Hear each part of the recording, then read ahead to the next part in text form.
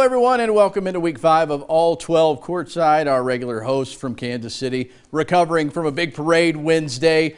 So the crew from Lubbock, Texas, back once again to catch up on conference play. Thanks for joining us. I'm David Collier. I'm Eric Kelly. Listen, watching it on TV, also very intense. Let's not discount that. We, though, here, even though different people, same mission, to take you on a tour with some help from our friends of what happened in the Big 12 basketball conference this past week. And look a little bit ahead. Coming up, hibernation continues to be on hold for the Baylor Bears. Kansas continues to keep pace. West Virginia still sitting pretty on Bob Huggins. Still, it's a really nice one after a pair of wins, while the state school struggles continues.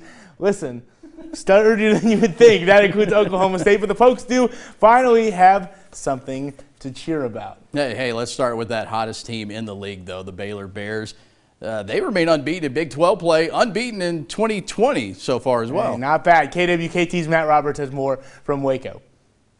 The Baylor Bears continued their reign atop the country on Monday night in Manhattan, improving to 6-1 all-time when playing as the AP #1 team in the country. It wasn't easy, though. The Wildcats refused to go away, but anytime the Cats came close, the Bears came up clutch with big shots to stem the tide. When you play on the road in the Big 12, if you're not mentally tough, you got no chance. And we got some guys that are mentally tough, physically tough, and it doesn't guarantee you're going to win, but it gives you a chance. And credit the players for really persevering. The louder the crowd gets, the better we play. With the win, Baylor is 7-0 in road games this year, including wins in Lubbock and Lawrence, carrying the third longest road winning streak in the country. So Monday night was just the latest case of this team rising to the occasion in a hostile environment. I feel like it comes from just being in the gym a lot. We're very confident in ourselves. We know the work that we put in. The Bears have reached the 20-win mark for the 11th time in 13 seasons. So Scott Drew has had a lot of good teams here in Waco, but he feels something special is brewing with this squad. We got a bunch of blue-collar, hard-working guys live in the gym, and most of them were not talked about since they were in 8th grade or 6th grade. Most of them have just gotten better and better and better. And as a coach, you love it when you come to work and you got guys already in the gym. And you love it when you leave and you got guys in the gym, because that means they care. Baylor looks to up their win streak to 20 straight games, welcoming in an Oklahoma State team that's coming off their first win in Big 12 play. And the Bears faced a double-digit deficit against the Pokes in Stillwater in their meeting last month. That's the latest from the top-ranked Bears from here in Waco. David, Eric, back to you guys. All right, appreciate it, Matt. Meanwhile, the Kansas Jayhawks with that quick turnaround over the weekend, facing Texas Tech Saturday, then Texas on Monday. Yeah, Rob Collins, he took a break from tanning in Miami, riding buses to give us more on the Jayhawks from Kansas City. The third-ranked Kansas Jayhawks will hit the road for a tangle with TCU and then try to wrangle West Virginia. The Hawks coming off an 11-point win over Texas, where big man Udoka Azubuike dropped his 9th double-double, the first of his career off the bench. Doak apparently didn't start because of a little Sunday snafu at practice. Neither he nor Coach Self went into specifics. As far as the road trip, Coach Self says the upcoming 2 games will be pivotal to where Kansas ends up in the league race. These games, they all add up the same, and these games are as major as anything, but usually the 9th inning is magnified more than the 5th inning in a baseball game, and it's kind of the same way in any league race as well. We saw firsthand the 4th quarter is a little bit more magnified than the 2nd, this past weekend, in order to put yourself in the best position, we need to play our best right now. Self there with a nod to the Super Bowl champion Chiefs, and Coach Self said he sent a congratulatory text to Coach Reed and hopes to get Big Red at Allen Fieldhouse for a game sometime soon. Rob Collins here in Kansas City reporting for All 12 Courtside. Thank you very much, Rob. Don't worry, Eric and I are just extremely jealous of that tan. All right, West Virginia has put together back-to-back wins as they head into an important stretch in the schedule. Let's check in with Nick Farrell for an update on Bob Huggins' team. While WVU Hoops has endured some hardships on the road this season, the Mountaineers have been dominant here at the WVU Coliseum. A perfect 12-0 record at home so far this campaign. Wednesday night, the Mountaineers picked up another Big 12 W, beating Iowa State 76-61, their 7th double-digit win in their last 8 home games. But Bob Huggins' crew was far from perfect in that game. While the Mountaineers made 50% of their field goals, they only shot 50% from the line and committed 19 turnovers compared to just 16 assists. Huggins and his players know they have some things to clean up quickly. I'm having a hard time finding anything really positive to come out of this other than we won. And where we have to, go back, look at film is where the bulk of them are coming from. Whether it's this specific pass or whatever it may be, and try to fix it. Trying to just keep doing the same thing and hope that, we just don't throw it away. That doesn't work. We have to make a concerted effort to change that. The Mountaineers about to enter an important series of games. 2 of their next 3 contests are on the road, starting Saturday at Oklahoma, and then West Virginia takes on number 3 Kansas and top-ranked Baylor next week. That's the latest on the Mountaineers. For All 12 Courtside, I'm Nick Farrell in Morgantown. Thanks, Nick. Your tan doesn't look so bad either. Texas Tech, meanwhile, coming up just short over the weekend at Kansas, falling to the Jayhawks by 3 points in Lawrence. But back home on Tuesday, hosting Oklahoma was a close one throughout against the Sooners. 4 Red Raiders scoring in double figures in the 69-61 win. But it was big man TJ Holyfield having another solid game inside for the Red Raiders. Much improved grad transfer, matching a season high with 21 points to help the Red Raiders end the first half of conference play with a win. Kansas game was kind of a tough ending for us. We thought we'd had a chance in that game, didn't go our way, and then to bounce back here tonight where our backs are against the wall. You hate to use must win and all this in the Big 12, but to do the things that we want to do as a program and as an organization, we needed to win tonight. And we knew we were going to get Oklahoma's best shot, and we got that in a lot of ways. Now we get excited and get geared back up to play the second half of the Big 12. I think we were right here last year, 5-4 if I'm not mistaken, and we win 9 in a row and cut the nets down. That's the goal. If he's not mistaken. Yeah, right? with the win, the Red Raiders moved to 5-4 in conference play. And as he mentioned, if he's not mistaken, we're not mistaken. They had the same record this time last year. Then you know what happens the rest of the way. They win the final 9 games, win the Big 12 regular season, at least a share of the Big 12 regular season title. Then they went to something called a national championship game. That win against the Sooners put them in front of Oklahoma in the Big 12 standings. Like you said, a lot better being 5-4 than 4-5, right? Dylan Buckingham has more on the Sooners from OKC. Much like they've been all season, the last week perfectly sums up the Sooners in Big 12 play. Not half bad. That includes a big Bedlam win and a stinging loss to the Texas Tech Red Raiders on the road. It was a back-and-forth affair with Oklahoma actually holding a slim halftime lead in a contest that had 17 lead changes. Brady Manick and Austin Reeves propelled the Sooners, but Tech played the role of closer quite well at home, going on a 13-5 run late to ice it. For Lon Kruger, he says those last few minutes did the Sooners in. I thought, clearly the difference, they played much better than we did in the last 2 or 3 minutes, which is obviously always critical. Credit them. I didn't think we made very strong plays at that time, and I thought they did. The difference in the ball game, but our guys battled. We got to keep working. We got to keep getting better. The Sooners had to take an unexpected detour on the way home from Lubbock because of snow. The Sooners couldn't fly home, and they had to bus back. That included bringing athletic director Joe Castiglione along for the ride. He took this photo at a Love's Travel stop in Conway, Texas, a little before 2:30 in the morning. Fortunately, everybody got home safe. Meanwhile, Brady Manick is on an unreal tear. The hottest streak of his career, 124 points in the last 6 games, although the Sooners just 3-3 in that stretch. That included a blowout of their Bedlam rival OSU earlier in the week, and he says his play was much more about improving the team's record and not his numbers. You don't want to do it again. I wouldn't want to have a game like we did against K-State 2 times in a row. I mean, everybody has bad nights, but that was a really bad one, and I think everybody here wanted to bounce back from that. The Sooners will need more of Brady Manick's hot play going forward. OU's next 4 games include West Virginia, Iowa State, Kansas on the road, and Baylor. That's it from OKC. Back to you in Lubbock. Appreciate it, Dylan. We'll check back in with you in a moment. Meanwhile, Texas wrapping up the Kansas portion of the schedule this week. Don't have to worry about the Jayhawks anymore, at least during the regular season, but a couple of tough ones await. Roger Wallace from KXAN has more on the Horns from Austin.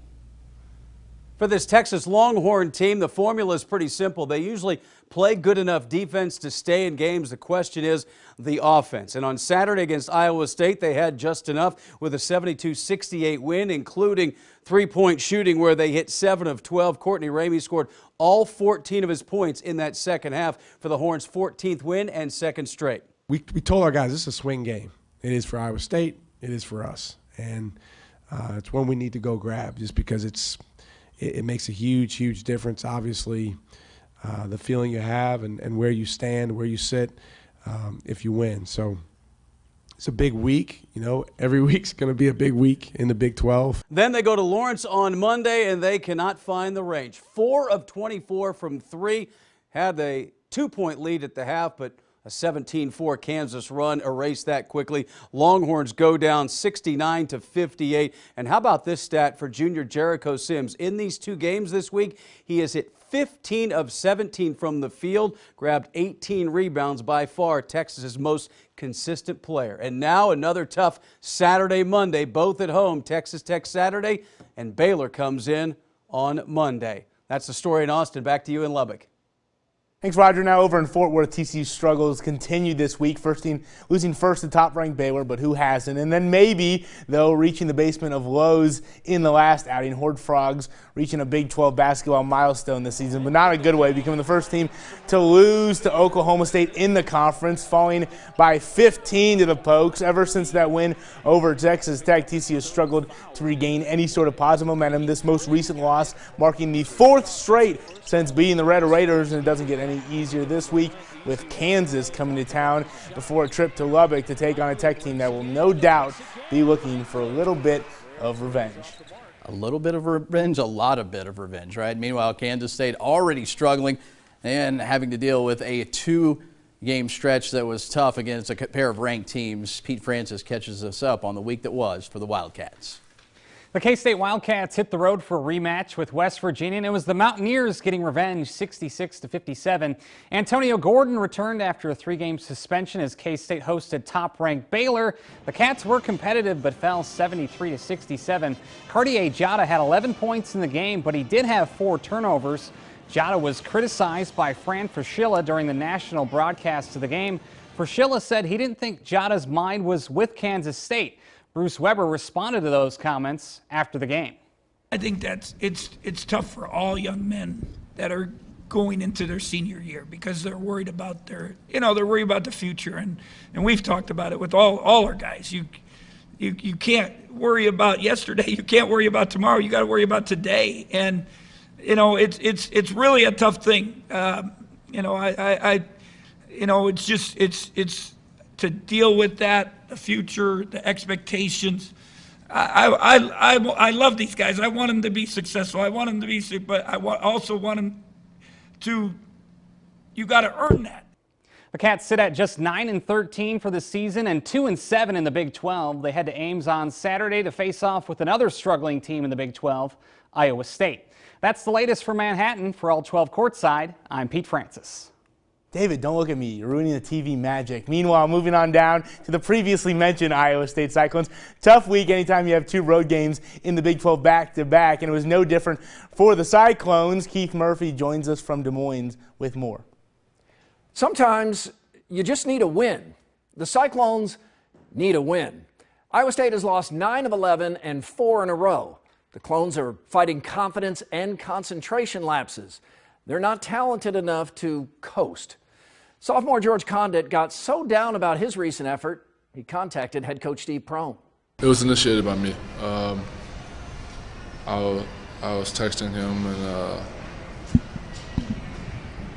I told him I wanted to apologize because I haven't been giving this team my all these past few games. I haven't been playing to my best ability, so I wanted to apologize to him for that. And I just need to pick it up another level, get back to what you guys know. Condit owning it and Prohm not giving up. The Cyclones' upcoming stretch of games looks much easier than the one in the rear view. It starts Saturday with a home game against Kansas State. Nothing cures what ails a basketball team like a win. The Hilton Coliseum crowd sure to do its part.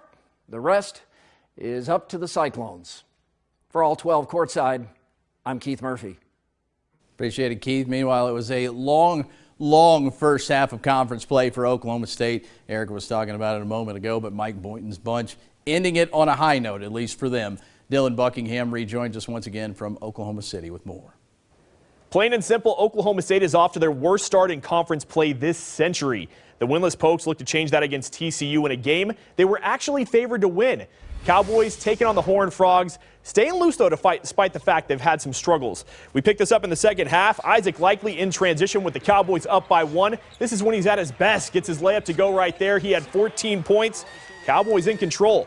Then there was a 7.5-minute drought from TCU, and Thomas Desagua making them pay. Desagua de Mineral gets a 3 right there. He had 14 points. The Cowboys, though, not known for their offense, go on a 19-2 run. Yorane closing this thing out strong. The Cowboys go on to win 72-57. They avoid what would have been the school's first 0-9 start in conference play. But before the Cowboys picked up their first win of Big 12 play, OSU dropped their 4th straight on the road in conference play to the Sooners in Bedlam. The Cowboys allowed OU to shoot 50% from the field. You would think all these losses would weigh heavily on the Pokes, but Mike Boynton's personality doesn't allow it. It's really not important. They have a job to do. For the most part, the guys are here on scholarship to work hard, represent this university, and then on game day perform at the highest level they can. And we're obviously not doing that. And so, however that makes them feel, if it's a woe is me, then too bad. Get over it. I'd say they did get over it against TCU. They'll need more of that on the road against the top-ranked Baylor Bears this weekend. That's all from OKC. Back to you in Lubbock. Appreciate it, Dylan. They're counting down to Cade Cunningham anyway, right? Yeah, exactly. Top recruit in the country. All right, here we go. Standings halfway through conference play. Baylor holds a 1-game lead over second-place Kansas. West Virginia holding on to third, 2 games behind the Jayhawks. Chris Beard's Red Raiders now moving up to 4th. They sit there all alone. A game behind them is a 3-way tie for 5th with Oklahoma, TCU, and Texas. Iowa State and Kansas State share 8th place, and Oklahoma State staying in 10th. But, hey, they got that win. Just a game behind the Cyclones and Wildcats for that 8th place, right? Woo! Yeah, the Cowboys coming off a win, trying to move up, but it's back to reality this weekend. You win, got to win some more. Let's take a look at Saturday's schedule. First up on the day, Kansas visits TCU in Fort Worth for an 11 o'clock tip. Then at 1, Oklahoma welcomes West Virginia into Norman. At 3, it's Texas Tech and Texas from the Frank Irwin Center. Red Raiders have won 4 straight against the Horns, and we mentioned it a moment ago. It's going to be tough for OSU to make it 2 straight wins. Cowboys, ho-hum, visit top-ranked Baylor at 5. Easy. So we can pretty much chalk up the 2-game winning streak right now. And then at 7, it's a battle for 8th. Oh, man. Iowa State tries to avoid a 5th straight loss as they welcome Kansas State into Hilton Coliseum. So the Big 12 schedule moves on, but that's it for All 12 Courtside. I'm Eric Kelly. And I'm David Collier. Thanks again for joining us. Halfway home through conference play. Our friends in Kansas City will take us the rest of the way, though. Unless the Chiefs have a second season that we don't know about. Unless there's a second season, or is there an XFL team? All right, we'll see you next week on All 12 Courtside. Someone will.